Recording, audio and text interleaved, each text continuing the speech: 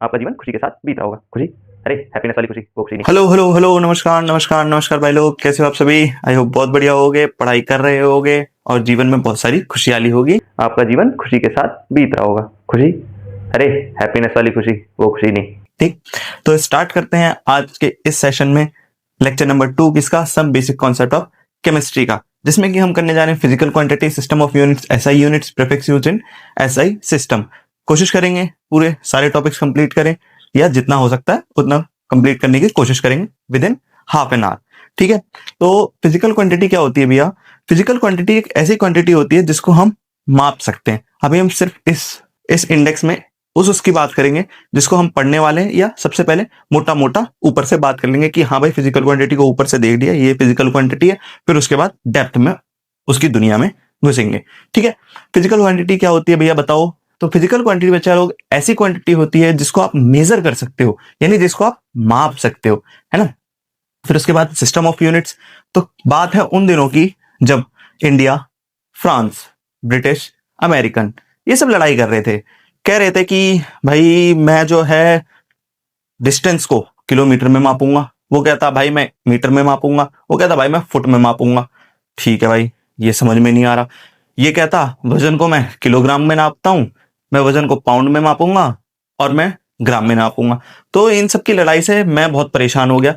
ये तीनों देश मेरे पास आए, यानी इंडिया भैया के पास आपके आए, इन्होंने बोला भाई आप कुछ बताओ, इन तीनों में तो लड़ाई हो रही है, अब हम तीनों में लड़ाई हो रही है तो क्या करें। तो ये लोग मेरे पास आए, अपने ही पढ़ाए हुए बालक थे, तो इन्होंने बोला भैया बता दो क्या करना है। तो मैंने बोला रुको, थम जाओ, मैं तुम्हें देता हूं यूनिट्स जिसको तुम्हें यूज करना है, जिसको तुम्हें यूज करना है। ठीक है, तो वहां से कॉन्सेप्ट मैंने दिया एसआई यूनिट्स का, जो कि स्टैंडर्ड यूनिट है इंटरनेशनल सिस्टम पे, जो कि इंडिया में नहीं, अमेरिका में नहीं, ब्रिटिश में नहीं, फ्रांस में नहीं, अलग अलग ना होके एक ऐसा सिस्टम मैंने बना के दिया जिसमें कि सारे देशों को उस चीज को पालन करना। जस्ट किडिंग ब्रो, मैंने बना के नहीं दिया, इतना नहीं है। ठीक है, फिर prefix used in SI system. तो बच्चों आप लोग आज तक देखा होगा कहीं माइक्रोमीटर लिखा हुआ, नैनोमीटर लिखा हुआ, डिफरेंट तरीके से मीटर, नैनो, किलोमीटर ऐसे ऐसे देखा होगा। तो इन चीजों को किसमें हम पढ़ते हैं? Prefix used in SI system. उनका हमने नाम दे दिया, यानी माइक्रो, जो ये माइक्रो है, जो ये नैनो है, ये किसके आते हैं? प्रीफिक्स, उसके प्रीफिक्स हैं किसके? एसआई सिस्टम के। फिर टेम्परेचर स्केल पढ़ा होगा आप लोगों ने, कहीं देखा होगा कि भैया फीवर चेक कर रहे हैं तो वहां पे दिखा रहा है 98.6, अरे भैया इसमें तो फीवर नहीं आता, उसके बाद फीवर आता है। तो बहुत से लोगों को कंफ्यूजन होती है कि उस टेम्परेचर स्केल में या जो थर्मामीटर है उसमें 98.6 जो है आपका डिग्री सेल्सियस है, नहीं, वो कुछ और होता है। ठीक है, ह्यूमन बॉडी का टेम्परेचर अलग अलग स्केल में, जैसे हम 3 स्केल पढ़ते हैं इसमें, फ़ारेनहाइट, डिग्री सेल्सियस और केल्विन, ये हमारा स्टैंडर्ड है, ये हम यूज करते हैं एसआई में। एसआई हमारा केल्विन है, बाकी उसके रूप है, जैसे आपकी भी डिफरेंट डिफरेंट रूप होते हैं ना, कि किसी के लिए कुछ और, किसी के लिए कुछ और, है ना, समझ रहे हो। फिर उसके बाद साइंटिफिक नोटेशन। तो ये लोग फिर लड़ने लग गए, ये लोग फिर मेरे पास आए कि भैया हमें समझ में नहीं आ रहा, मैं ऐसे ऐसे, इतना ये 0 0 है, ठीक है, और ये कहता है इसको ऐसे लिख दो, कितने 0, 1 2 3 4 5 6 6, अब बताओ कौन सा सही है।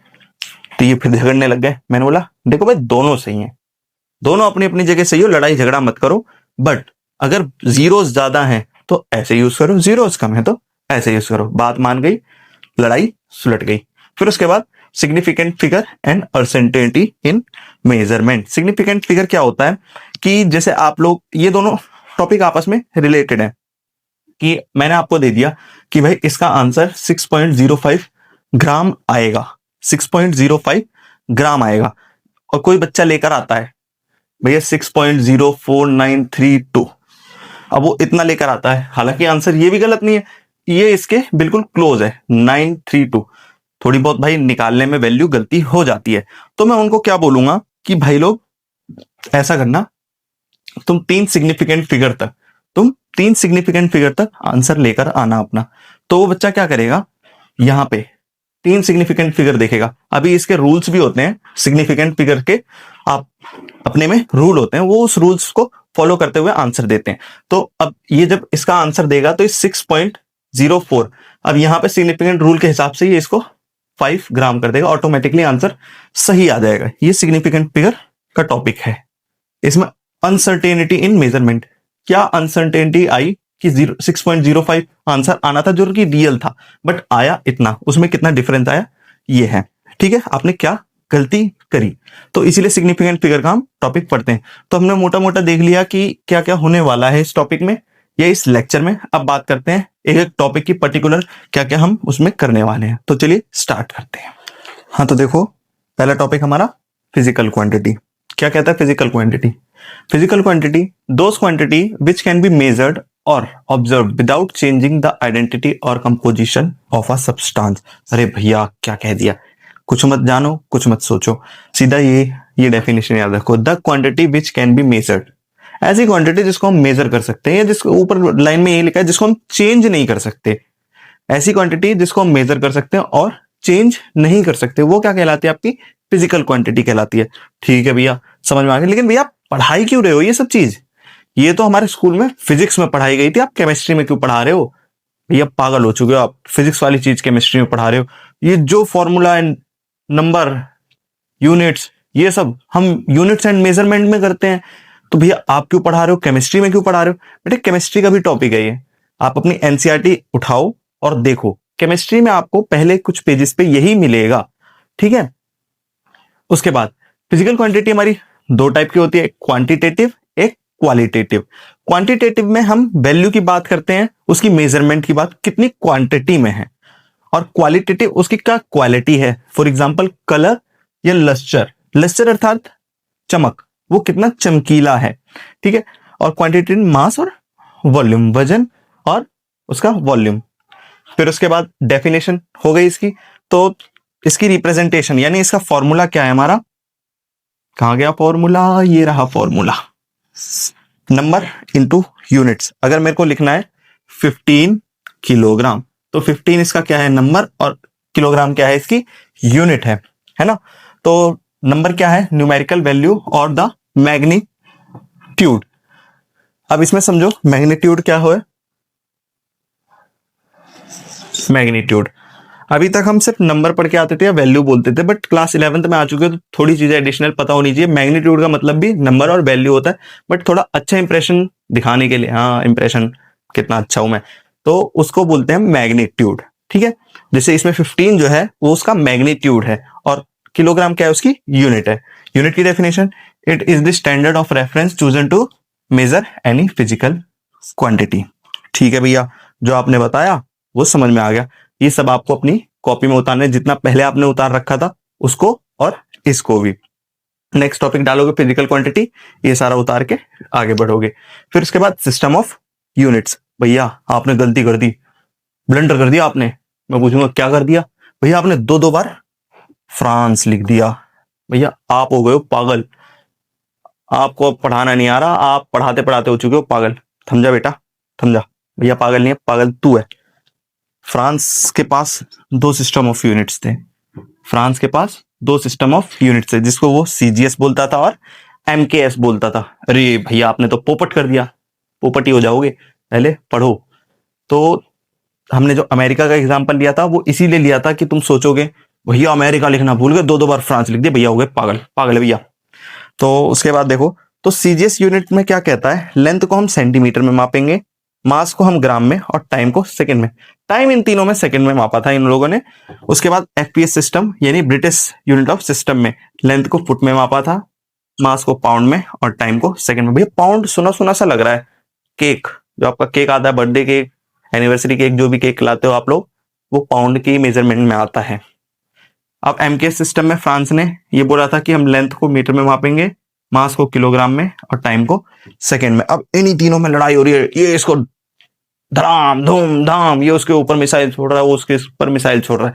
तो इनका conclusion, to fulfil demand of common standard, ये आए वीएम क्लासेस, यानी आपके अपने चैनल में। भैया अपना है, कर दूं एफआईआर? भैया मेरे चैनल पे पढ़ा रहे, मेरा है बेटा, मेरा ही है, अपना कह देता हूं मैं।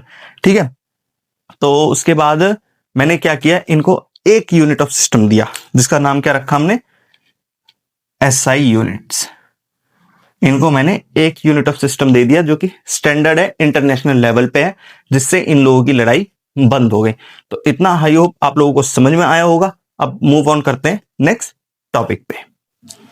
हाँ तो देखो, नेक्स्ट टॉपिक है हमारा एसआई यूनिट्स, जो कि मैंने दिया था, उन लोगों को बताया था ताकि लड़ाई झगड़ा थोड़ा कम हो जाए। तो एसआई यूनिट्स क्या है?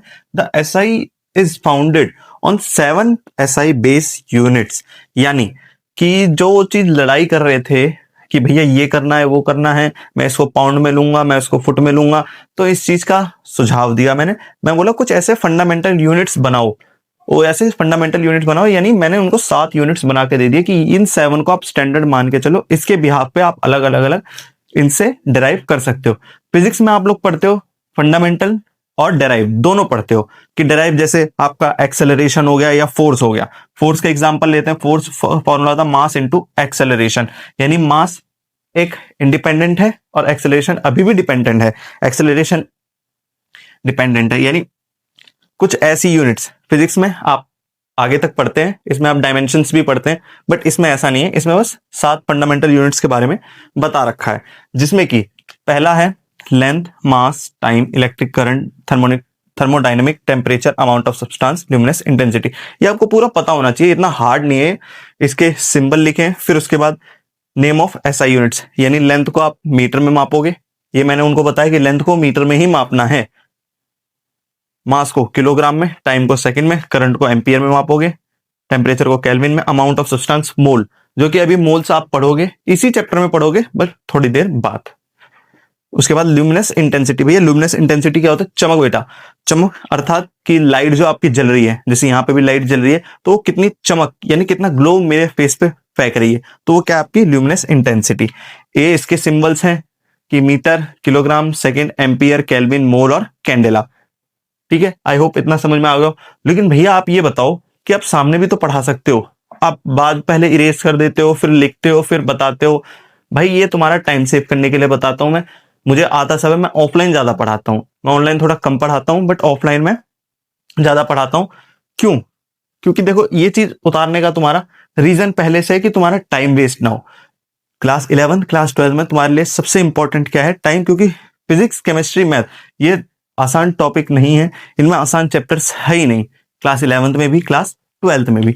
इसलिए तुम्हारा टाइम सेव करने के लिए और तुम्हें कैसे नोटबुक में उतारना है, मैं इसको ऐसा यूनिट्स को अपनी भाषा में लिख सकता हूं, बट वो चीज मैं नहीं चाहता। मैं तुमको चाहता हूं कि तुम्हारे नोट्स एक परफेक्ट वे में बने, ताकि आगे जब तुम पढ़ो, या अगर तुम उस नोट से अपने दोस्तों को पढ़ाना चाहो तो बड़े प्यार से पढ़ा सकते हो। ठीक है, आई होप अब तक का क्लियर हो गया होगा सारा कॉन्सेप्ट। अब मूव करते हैं नेक्स्ट कॉन्सेप्ट में। हाँ तो देखो, नेक्स्ट टॉपिक है prefix used in SI system. जैसे कि मैंने पहले भी बताया था कि नैनोमीटर, किलोमीटर, ये जो किलो है, ये नैनो है, ये क्या है? प्रीफिक्स है। ठीक है, स्टैंडर्ड यूनिट्स आपको भी बताइए, जो फंडामेंटल है वो मीटर है, बट इसके आगे जो कुछ भी लगे, किलो लगे, नैनो लगे, पिको लगे, वो क्या है? उसके प्रीफिक्स है। जैसे आपका नाम घर पे चिंटू, स्कूल में कुछ और, मंकू, जो भी हो सकता है, तो ऐसी इसका भी अलग अलग नाम है। Prefix used in SI system. ये देखो, ये हैं कुछ और कुछ ये हैं, ये पॉजिटिव वैल्यू रखते हैं और ये ऊपर आपकी नेगेटिव वैल्यू रखते हैं। तो इसको कैसे याद करोगे? जैसे deci, centi, milli, micro, nano, pico, femto, atto, zepto और यक्टो, ये तुम्हें याद करना पड़ेगा। ये तुम्हें पता होना चाहिए। अगर नैनो लिखा है, अगर नैनोमीटर लिखा हुआ है, नैनोमीटर यानी नैनो की वैल्यू कितनी होती है वो तुम्हें याद होनी चाहिए, है ना। अगर देसी लिखा है, देसी मीटर, डेसीमीटर जिसको बोलते हैं, देसी में देसी सेंटी ऐसे बोल देते हैं, डेसी लिखा होता है। अगर डेसी है तो यानी 10⁻⁻1 लगाना है। अब जैसे पिको की बात करें 10⁻⁻12, अब नैनो की बात करें 10⁻⁻9। भैया कहना क्या चाहते हो समझाता हूं। जैसे कि यहां समझाएं, इसको मिटा के, एक नैनोमीटर लिखा हुआ है, एक नैनोमीटर लिखा हुआ। अब तुमको हर चीज एसआई में रखनी होती है। अगर कोई भी क्वेश्चन तुम केमिस्ट्री या फिजिक्स में सॉल्व करते हो तो एसआई यूनिट्स के हिसाब से होता है। तो अब मेरे को इसको एसआई में चेंज करना है, तो 1 नैनोमीटर को मैं क्या लिखूंगा? 1 × 10⁻⁻9 मीटर। ऐसी अगर 1 किलोमीटर है, अगर 1 किलोमीटर है, जैसे 1 किलोमीटर, इसको अगर मैं मीटर में चेंज करूंगा तो 1 kilometre equal to 1 into 10⁻³ metre. ऐसे तुम्हें पूरा याद होना चाहिए। अब इसकी भैया कैसे वैल्यू याद रखें, तो अगर इसे टेबल भी बनाना आ जाए तुम्हें वो भी आसान है। जैसे ये 10⁻⁻1 है, 10⁻², 10⁻³ उसके बाद 3 का जंप है पूरे में, 3 का टेबल लिख डालो, याद हो जाएगा। इसको तुम्हें याद करना पड़ेगा। ठीक है, इतना समझ में आया। तो अब देखो अगला आता है topic temperature scale. Temperature scale अभी पहले थोड़ी देर पहले ही बात करी थी कि जो आपका थर्मोमीटर है वो डिग्री सेल्सियस में मेजरमेंट नहीं करके देता, वो फ़ारेनहाइट में मेजरमेंट करके देता है। कैसे भैया, तो हमारे पास 3 टेम्परेचर स्केल हैं, सेल्सियस, डिग्री सेल्सियस जिसको बोलते हैं, डिग्री फ़ारेनहाइट जिसको बोलते हैं, और केल्विन बोलते हैं। केल्विन को आप प्रेजेंट करते हैं कैपिटल के से, और केल्विन ही हमारा एसआई यूनिट ऑफ सिस्टम है। ठीक है, तो डिग्री सेल्सियस को रिप्रेजेंटेशन देखो, बहुत से बच्चे होते हैं, बचपन से हम भी देखते आते हैं कि बच्चा ऐसे करता है 25 डिग्री सेल्सियस, जो कि गलत है, यानी ये गलत है। 25 डिग्री सेल्सियस को रिप्रेजेंट करोगे आप ऐसे, यानी डिग्री सेल्सियस। ठीक है, ऐसे ही डिग्री फ़ारेनहाइट, डिग्री फ़ारेनहाइट इसको आप रिप्रेजेंट नहीं करोगे, इसको, इसकी अच्छी रिप्रेजेंटेशन ये है। ठीक है, केल्विन क्या है, ऐसा यूनिट ऑफ टेम्परेचर है ना, एब्सोल्यूट स्केल ऑफ टेम्परेचर, यानी एसआई है, तो ये बिल्कुल एकदम 0/0 पे भी वैल्यू देगा। बट प्रैक्टिकली 0 वैल्यू लाना बहुत ही इम्पॉसिबल है, पॉसिबल नहीं अभी तक निकली है, बट बहुत रेयरली, बहुत कम चांस होता है कि 0 केल्विन वैल्यू निकाल पाए कोई। ठीक है, इसमें नेगेटिव वैल्यू पॉसिबल नहीं है प्रैक्टिकली आप इसमें 0 वैल्यू नहीं ला सकते, यानी और नेगेटिव वैल्यू नहीं ला सकते। ठीक है, अब क्वेश्चन वाला कुछ भी दे दे भाई, -200 केल्विन दे दे, कुछ भी दे दे, थ्योरेटिकली कुछ भी दे सकता है, बट प्रैक्टिकली इसकी 0 वैल्यू लाना या नेगेटिव वैल्यू लाना पॉसिबल नहीं है। ठीक है, अब टेम्परेचर स्केल देख लो, इसकी बात करते हैं। 273.15 केल्विन में आपका 0 डिग्री सेल्सियस होता है। ये कहां पे आया भैया, ये जो कन्वर्जन आपने लिखवाई है ना, ये जो फॉर्मूला आपने लिखवाया है, यहां पे अगर आप वैल्यू पुट करते हो, जैसे कि अगर 273.15 केल्विन की वैल्यू यहां पुट करोगे और इसको इधर लाके माइनस करोगे ना, तो 0 डिग्री आएगा। भैया नहीं आ रहा, ये 273.15 केल्विन है, ये 273 नहीं आ रहा भैया, ये तो गलत हो जाएगा, 0.15 तब भी बच जाएगा। ये स्टैंडर्ड है, यहाँ पे भी अगर मैं फॉर्मूला रियल लिखूं 273.15 ही आएगा, वो 0 ही आएगा। वो हमने आसान, अगर आपकी बुक्स में टीचर आपको पढ़ाएंगे ना तो 273 ही पढ़ाएंगे, 0.15 केल्विन हम इग्नोर कर देते हैं। ठीक है, उसके बाद 0 डिग्री सेल्सियस, और फ़ारेनहाइट में देखें तो 32 डिग्री फ़ारेनहाइट। ये क्या होता है, ये फ्रीजिंग पॉइंट होता है किसका, पानी का, यानी इस टाइम पे ये फ्रीजिंग पॉइंट ऑफ वाटर है। इतने टेम्परेचर पे, यानी 273.15 केल्विन पे, 0 डिग्री सेल्सियस पे, 32 डिग्री फ़ारेनहाइट पे आपका जो पानी है वो बर्फ बन जाता है। ठीक है, सही बात है भैया। उसके बाद 298 केल्विन, 25 डिग्री सेल्सियस, और यहाँ कुछ शायद गलत लिख दिया हमने, 1 2 3 4, 1 2 3 4 सही है, 77, या 77 इधर आएगा। ठीक है, तो 77 डिग्री फ़ारेनहाइट पे यहाँ पे क्या आता है आपका, ये रूम टेम्परेचर है, यानी रूम टेम्परेचर 25 डिग्री सेल्सियस बोलते हैं भाई, एसी कर दो 25 पे चला दो, 24 पे चला दो। एसी क्या करता है, मेंटेन करता है उतने टेम्परेचर को, बाहर कितनी भी गर्मी हो, बट आपका जो रूम टेम्परेचर उसको बोलते हैं 25 डिग्री सेल्सियस आपका रूम टेम्परेचर है। इसकी केल्विन में वैल्यू इतनी है और फ़ारेनहाइट में वैल्यू 77 डिग्री फ़ारेनहाइट है। 310 केल्विन, 37 डिग्री सेल्सियस, या फिर 98.6 फ़ारेनहाइट, ये आपका क्या है, ये थर्मामीटर का जो मिनिमम टेम्परेचर होता है ना ह्यूमन बॉडी का, वो है ह्यूमन बॉडी का जो टेम्परेचर होता है, जिसके ऊपर अगर उसका टेम्परेचर बढ़ता है तो उसको फीवर आता है। जो आप 98.6 फ़ारेनहाइट देखते हो ना, वो थर्मामीटर की वैल्यू यही है। अगर इससे ऊपर आता है तो आप कहते हैं हाँ हमें फीवर आ गया, या डॉक्टर भी आपको सजेस्ट करता है आपको फीवर है, आपको पिल्स लेनी चाहिए। उसके बाद 373 केल्विन, 100 डिग्री सेल्सियस, और 212 डिग्री फ़ारेनहाइट। इसमें आपका जो वाटर है वो क्या होता है, बॉयल करना स्टार्ट करता है, यानी उबलना शुरू कर देता है। ठीक है भैया, समझ में आ गया। आगे बताओ। अब साइंटिफिक नोटेशन भी पहले बता चुके हैं कि इतने जो जीरोज हैं उसको ऐसे ना लिख के 10 की पावर में लिखना। This number represent in simple way n into 10 to the power n, जहां पे n नेगेटिव भी हो सकता है, पॉजिटिव भी हो सकता है, जो कि आप बचपन से पढ़ के आते हो। 10 टू दी पावर -3, यहाँ पे भी अभी आप लोगों ने देखा 10 to the power -12, 10 to the power -9, 10 to the power -6, है ना। और n यहाँ पे पॉजिटिव वैल्यू होगी, एन कुछ भी हो सकता है, बट यहाँ पे एन जो है पॉजिटिव वैल्यू देगा, और ये स्मॉल एन जो नेगेटिव भी हो सकता है, पॉजिटिव भी हो सकता है। एक ट्रिक याद करो, लो प्रभु रोएंगे नहीं, अब हम नहीं रोएंगे। लेफ्ट से राइट जाओगे तो पॉजिटिव वैल्यू देगा, और राइट से लेफ्ट जाओगे तो नेगेटिव वैल्यू। नहीं समझ में आया, देखो ये एग्जांपल दे रखा है 0.0048, इसको हम लिख सकते हैं 4.8 इंटू 10⁻³ ऐसे 3,4,000 को हम 3.4 इंटू 10⁻⁻, माइनस 4 नहीं, प्लस का 4 लिख सकते हैं। ये इसके एग्जाम्पल हो गए। आई होप अब तक मैंने आपको जितना पढ़ाया उतना समझ में आया होगा। अब जो आपका क्या रह गया, सिग्निफिकेंट फिगर, उसके रूल, वो नेक्स्ट टॉपिक में करेंगे, क्योंकि सिग्निफिकेंट फिगर को समझाने में काफी टाइम लगता है, टॉपिक थोड़ा सा बड़ा है, और आपके एग्जाम में उससे क्वेश्चंस देखने को अवश्य मिलेंगे। ठीक है, आई होप जितना पढ़ाया उतना समझ में आया होगा। मिलते हैं अब नेक्स्ट वीडियो में, तब तक के लिए गुड बाय।